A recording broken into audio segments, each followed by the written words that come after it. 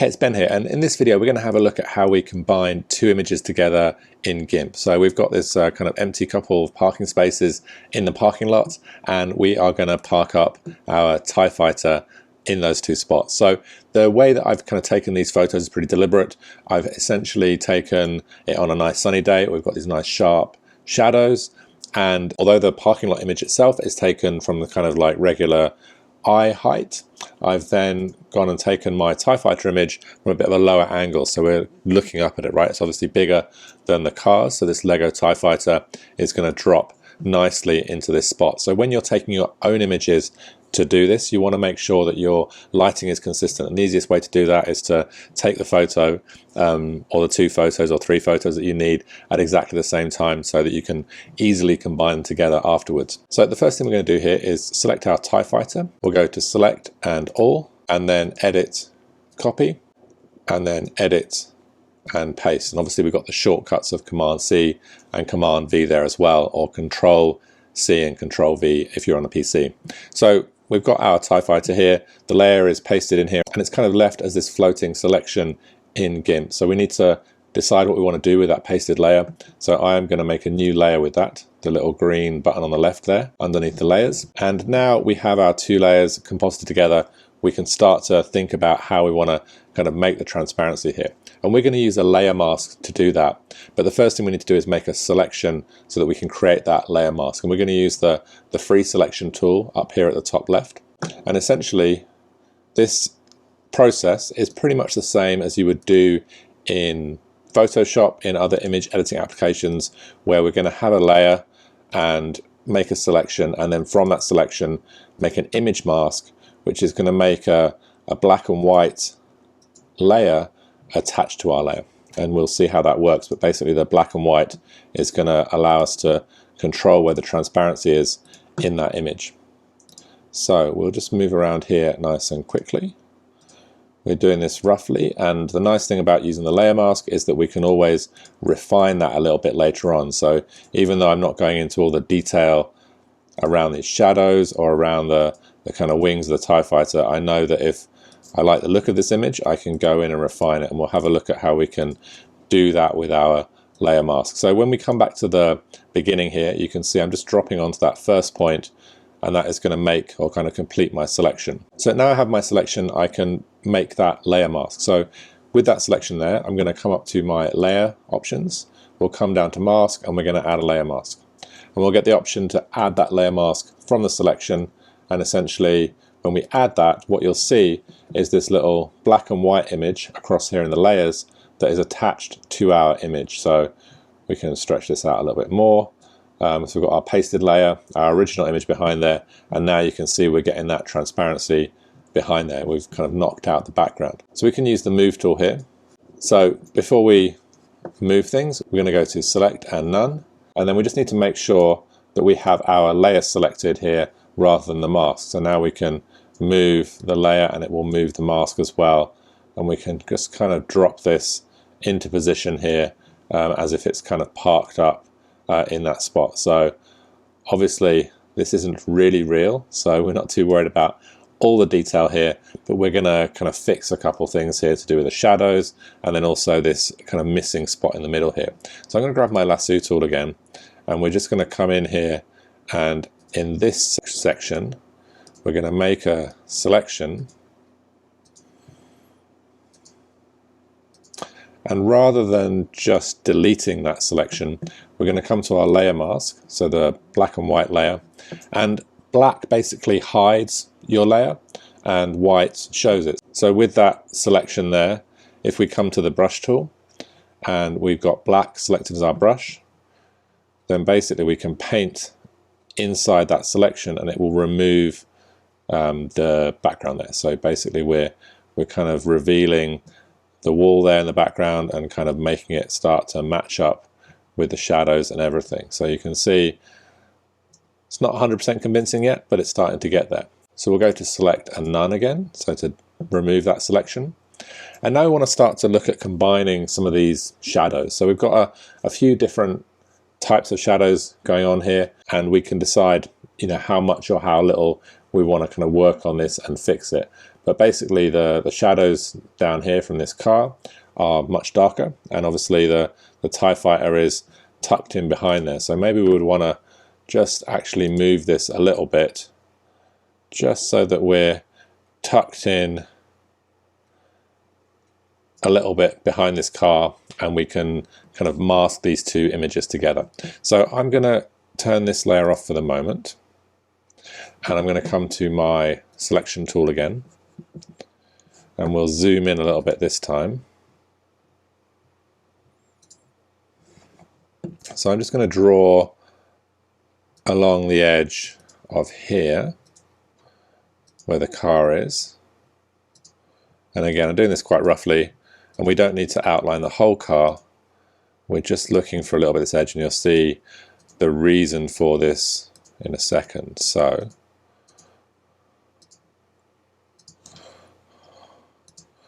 and we'll actually come down all the way down to our wheel here, hold down the spacebar, we can then move, and we'll just work on combining these shadows, which is going to involve a little bit more work depending on how refined we want these shadows to be, but we'll kind of give a good starting point for this. So if we come back up to the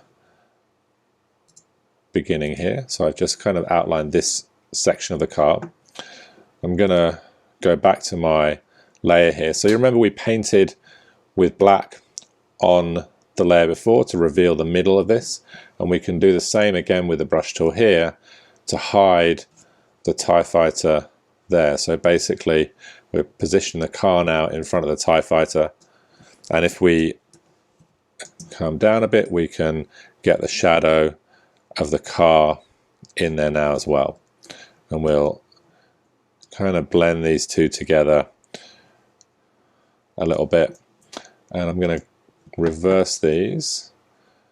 So you can see we've got a little bit of an issue here with these two different shadows, and there's a couple of different approaches we could take to actually fixing that. The first thing we want to do is just make sure that this tire is fully visible. So I'm going to come to my settings here, this left hand option, just drop the size down,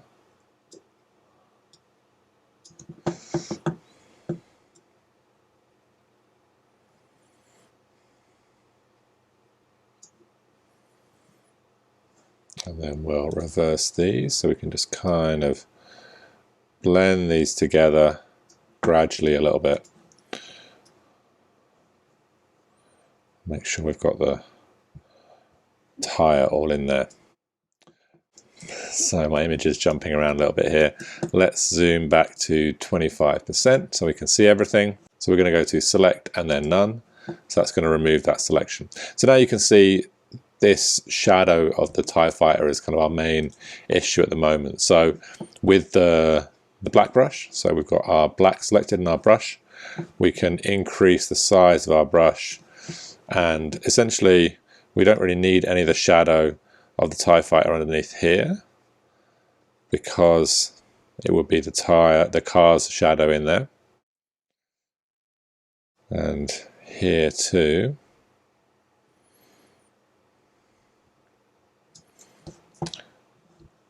And then we just need to make sure we don't kind of leave too much of an area of white there. So we've sort of blended those shadows there together a bit, but it's not really 100% acceptable. So we're going to create a new layer here. So come down to your layers panel, make a new layer, and we'll just leave the name as layer for the moment. At this point I'm just going to go to file and save, and then we can start to think about how we want to kind of fix this a little bit. So basically the shadow on the tarmac is definitely going to be much darker here than it would be for the car. So if we have our brush selected here, we're now painting on a layer. So we've got our brushes, we've got our patterns and stuff like that, but actually we can do something a bit different here. So if we come to our clone stamp tool, our clone tool, we can start to kind of blend some of these layers together a little bit, and on this layer we'll basically grab some of the shadow from under the car and kind of blend it into this. So I'm going to zoom back to 50% and we'll grab that. We've got some hardness for our brush, which is dialed right down. We've got the size of our brush, which we could dial up a little bit. And then also we've got a couple other things in here, like we've got the TIE Fighter area here. So actually if we just outline this is really the area that we're worried about. So we don't want to stray outside that. And this will just provide a bit of a boundary where we're going to brush into now. So we'll set that up, close that off. So we'll go back to our clone stamp tool. And now if we hold down Command, it's going to select a point where we're cloning from. So I want to make sure, actually my brush is probably a bit too big there. And we need to sample the merged layers. So you can see now we can grab some of that tarmac shadow in here, and actually let's just zoom in a bit more here so that we don't catch the edge of that wheel. So I'm going to hold down spacebar and we'll take a look at this sort of area first.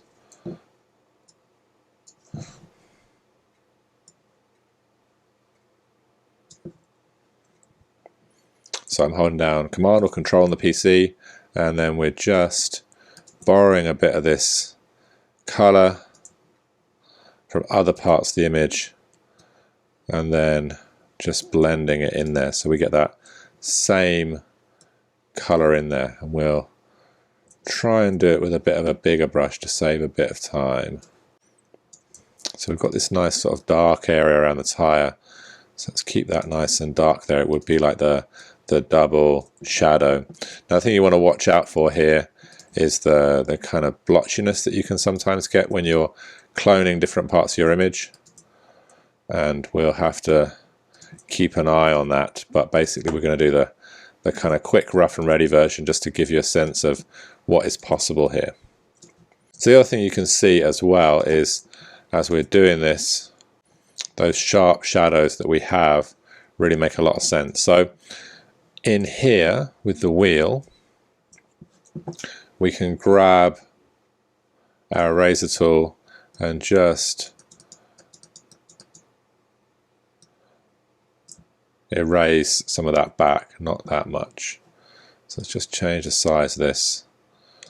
We'll just make sure that we've got the wheel in there as well as that new shadow. And then we'll go back to the clone tool, and really with the clone tool you can work on this for quite a long period of time to try and get it to match, and you want to try and clone relatively close to the area that you're actually trying to match up with. So you can see I've sort of gone a bit too dark in some parts of this and not quite dark enough maybe around the edge of that tire. So the other thing here as well is this line. So if we grab the line there, we can start to extend that into the rest of that shadow there. So basically I'm slowly grabbing bits of this line, so holding down Command or Control, whoops, a daisy, and extending that shadow, and I can extend it and gradually kind of build it into the other parts of the image. Now when I'm doing this kind of cloning, to avoid too much replication, so to try and stop the blotchiness that you'll inevitably get a little bit with a clone stamp tool, I'm basically making selections often from different spots so that we try and avoid as much of that kind of replication as possible. So you can see you can quickly kind of do some parts of this, and then the nice thing is that we've got that nice edge to that shadow. So basically this harsh sunlight is allowing us to fix things up quite nicely. And there's some parts of this where our selection isn't quite right, and we can come back in and fix those later. But again, we're working on a layer so we can see how we're improving it, or if we're improving it by zooming out. And you can see this is the bit of shadow that I've worked on, just to kind of add that in there. This is the kind of before and the after, and then before the shadows there. So you can see we're starting to build up this edge quite nicely. And then it's just a question of how much we want to blend in that shadow, or kind of keep the shadow style that's under the cars there for the rest of our TIE Fighter shadow. So again, we can just kind of keep working on this, either zoomed in or zoomed out. And because this is always fixable, you know, increase your brush size, see if you can do a bit more, save a bit of time, and then you can always come back in and refine it later. And the quality of what you do will really depend on whether you're fixing something up for an Instagram post or some kind of social media post, or whether you're doing something for print. So we can get a bit away with a bit more in some of that online kind of content that we might be producing. So that's a few different ways in which we can think about blending the images together. I'm going to work through and finish this up. There's one more thing to do here, and I'm just going to go to select and none, and you can see I've got a couple little spots here where I didn't quite get it right, but that shadow underneath there for a quick piece of work is starting to look good. Especially this edge here is starting to work quite nicely. I just need to keep an eye on how that would kind of flow through to the rest of the image there in the background. So if we zoom in again here, just gonna move down here,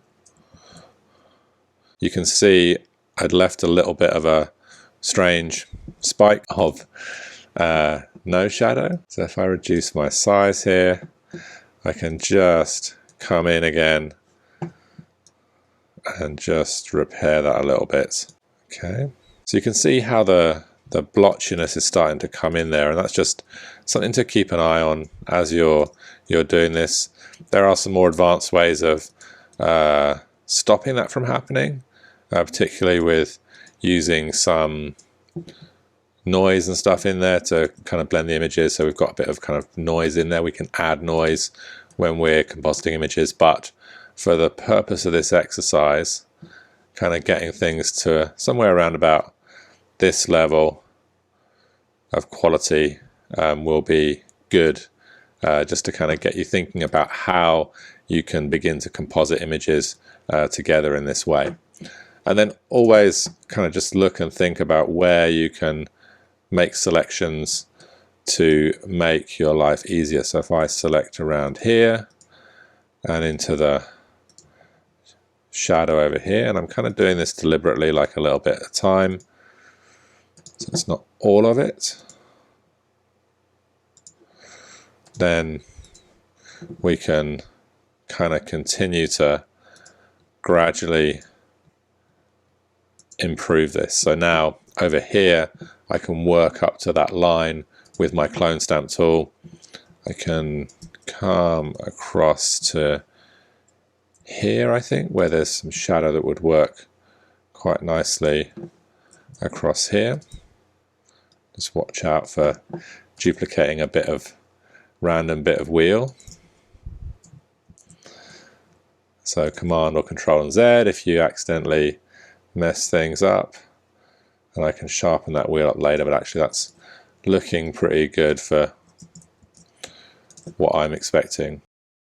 So there's a few things like that that will be useful. We'll just turn off our selection there, and then if we come back to our layer here, you can see if we kind of come to these edges, some of these edges I've selected a little bit too little, so I've got a little bit of a white line down there. If I grab my selection tool, I can just line that up.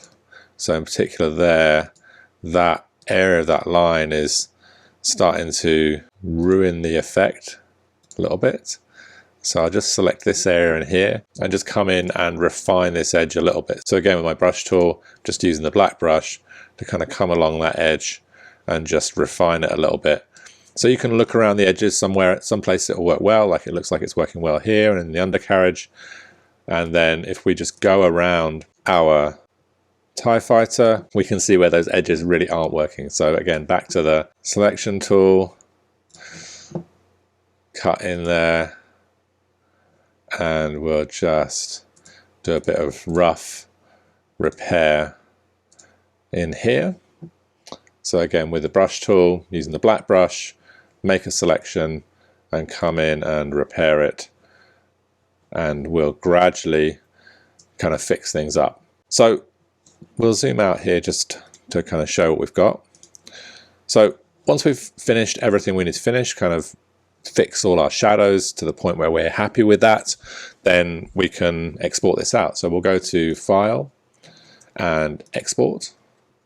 And basically in here, we're able to export it out as a PNG. If we type in JPEG here, it's going to export it out as a JPEG. So it's selecting the file type by extension. And so we'll just save this to our desktop.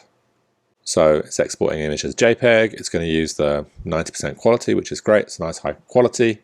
And that all looks good. I'm just going to leave the defaults there. And that is the image, your kind of final image that you would want to upload. So once you've refined your image a little more than I have, then the final image that you upload will be a JPEG format. Now, as you're going through, always a good idea to take some screenshots of what you've done to document the process. If you have any questions, then get in touch or leave a comment. And I look forward to seeing you on the next tutorial.